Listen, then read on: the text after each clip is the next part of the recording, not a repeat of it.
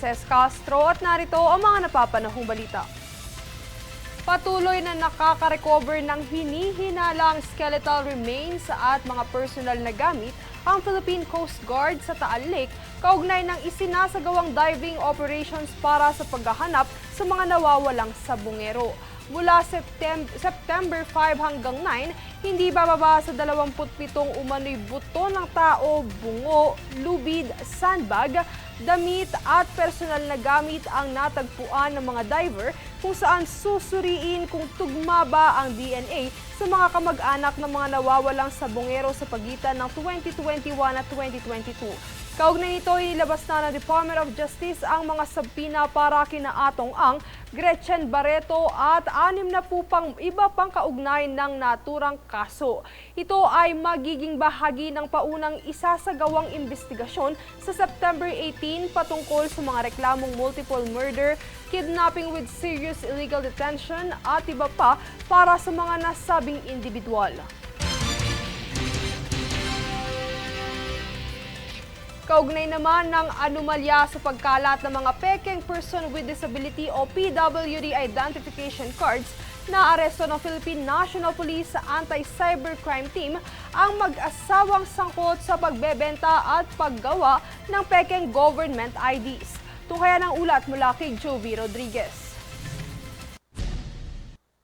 Kamakailang inaresto ng Philippine National Police Anti-Cybercrime Team ang mag-asawang sangkot sa paggawa at pagbenta ng peking government identification cards o ID sa Valenzuela City. Ayon sa investigasyon, ginagamit ng mga sospek ang social media upang magbenta ng mga peking ID sa presyong 40 pesos hanggang 400 pesos na ginagamit nila umano sa pagkuha ng diskwento sa mga establishmento. Sa isinigawang presko nitong Miyerkules sa Camp Crame, tiniyak ni Mayor Wes Gatchalian sa publiko na lahat ng individual na responsable ay haharap sa tamang legal at disciplinary action.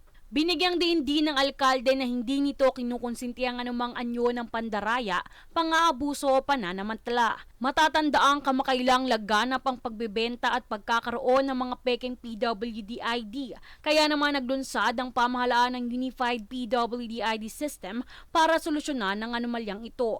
Ayon kay National Council on Disability Affairs Executive Director Glenda Relova, layo ng sistema na alisin ng mga peking PWD ID at isulong ang inclusivity at pagbutihin ang akses ng mga lehitimong PWD sa mga benepisyo.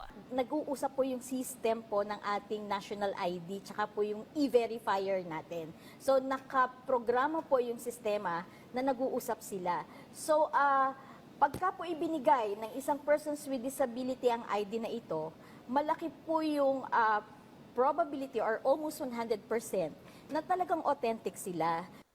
Samantala, nahaharap ang mga suspect sa kasong paglabag sa Republic Act 10175 o Cybercrime Prevention Act of 2012. Sa kasalukuyan, mariing kinukondena ng mga lokal na pamahalaan ang patuloy na pamimeke ng mga government ID sa bansa. Jovi Rodriguez, nag-uulat para sa Golden Nation Network.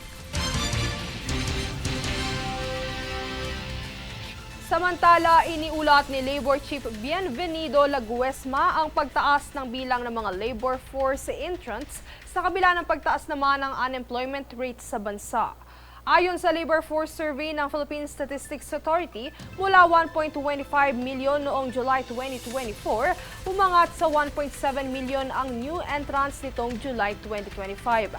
Ayon sa DOLE, sa naging resulta ng survey, ipinapakita na marami sa new entrants ang nais magkaroon ng kontribusyon para sa bansa at indikasyon para sa ahensya na paigtingin pa ang mga proyekto at programa sa sektor ng labor force. Dagdag na ahensya, ang pagbaba ng unemployment rate sa bansa ay bunsod ng sunod-sunod na bagyo at habagat kung saan marami ang nawala ng trabaho, nabawasan ang working hours, maging sa agrikultura kung saan malaking workforce portion ang lubhang naapektuhan. Kami ang boses ng pagbabago. Ako si Princess Castro at ito ang News Force. Sa ulo ng mga balita, DOH isinusulong ang dagdag buwis sa unhealthy foods. Pagtuturo ukol sa WPS sa paaralan, bahagi na ng curriculum sa 2026. Panukalang 27.3 billion pesos na Office of the President budget. Aprobado na sa Senado. 64.3% mapupunta sa ASEAN hosting. PCG, patuloy sa pag-recover ng umano'y human bones sa Taal. Sa Pinas, sa 62 na katao, ilabas na ng DOJ.